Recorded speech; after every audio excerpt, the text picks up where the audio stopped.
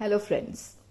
On screen you are seeing the question which is one of the hot favorite of the programming students. Whether it is C language or any other language, what is the output of the following is the question which makes you paranoid if you are not clear about the contents and how the compiler sees what the instructions are.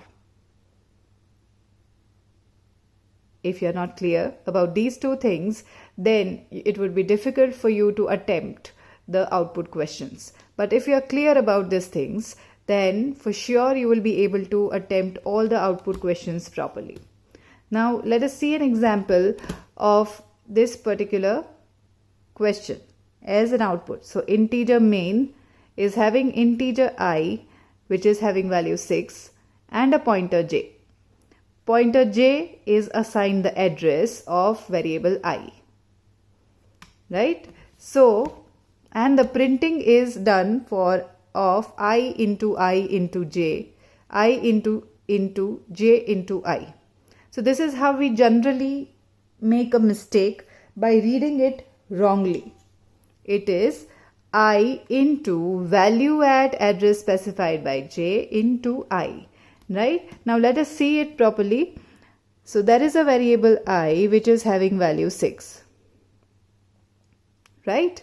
And there is a variable j which is pointing to this variable. Now the statement that we are trying to print is I into j into I. The value of I is 6. So this I values are the number 6,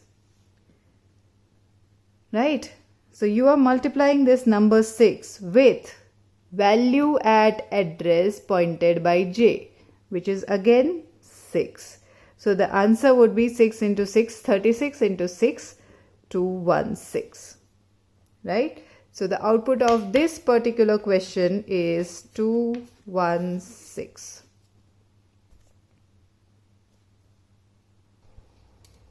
So let us take another example.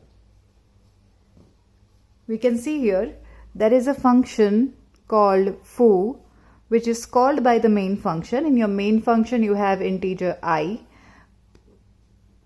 which is having the value 10 and pointer p which is pointing to I.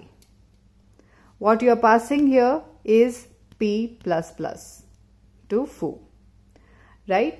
Now we are passing the address of I to this particular function.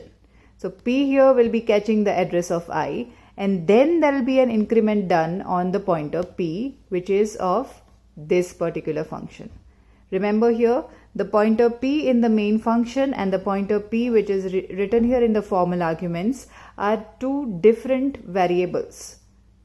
Right? So here there will be another pointer variable created which is again named as p and pointing to I, because ultimately it is getting the address of I from this particular call. Now here you are printing the value at address pointed by p. The p is the p of this particular function which is pointing to the variable I. So this will print the value 10. Right? The variable increment here is a post increment, and it has no effect on the output of the code.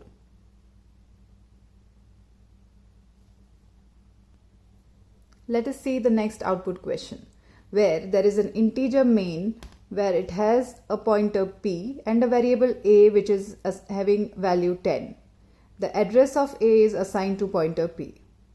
The next thing that we do is value at p plus equal to 1, and then you are printing the value at pointer and the value at a. Now what happens here is there will be a memory address which is allocated and named as a, and a value stored here is 10. Suppose the address location of this is 600. Then there will be a pointer variable p which is storing the address of a which is 600. The next statement is value at p plus equal to 1, which is equal to value at P equal to value at P plus 1. Right? So now value at address location pointed by P is A.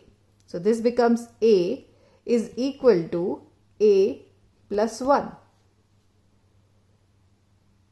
Right? So now wherever your variable A or the value at P now will equal to 10 plus 1. So here the value will be updated to 11. Now when you are printing value at P, you are actually printing the value at this particular address location, which is 11. And when you are printing A, it would be A, which is now again an updated value, which is 11. So the output here would be 11, 11.